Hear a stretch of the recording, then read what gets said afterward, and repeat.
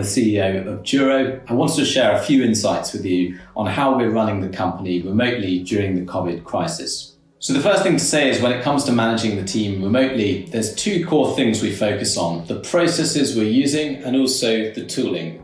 So everyone's quite fixated right now on which tools to use, but ultimately what really matters is process. So there's two main things we're looking at. First thing is how we're going to make the business even more transparent.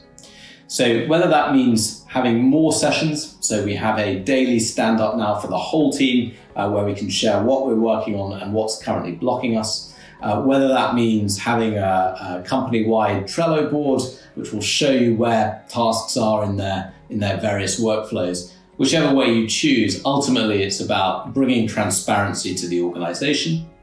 And the second thing is helping people to over-communicate.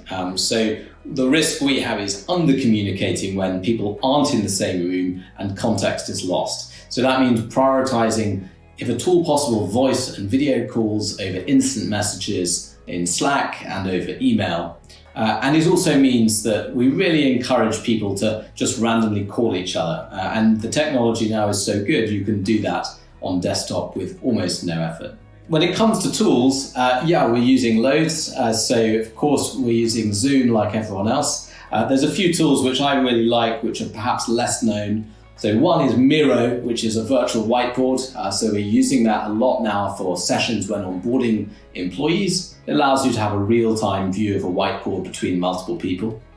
The second is Loom. So Loom is a great screen share app, which is just a Chrome extension. You can download it, it's free, and it enables you to share video updates as opposed to just emails and Slack messages. And the third thing I really like is a bot we're using called Donut. And Donut will essentially pair random people in the company together and organize in their calendar a 30-minute coffee. Finally, when it comes to boosting morale and maintaining culture, I think the same principles apply. So we have just gone through an exercise of codifying and refreshing our values and the behaviors we promote in the business and ensuring that that is well recorded.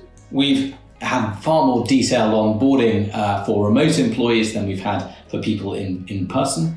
And of course, we have the odd session, which we would have anyway. So team drinks is still there, it's still on a Friday, just happens to be over Zoom as opposed to in the pub. And equally, we have a lunch hour every day where people can just dial in and see their colleagues. So these are just a few ways we're helping the company to run remotely.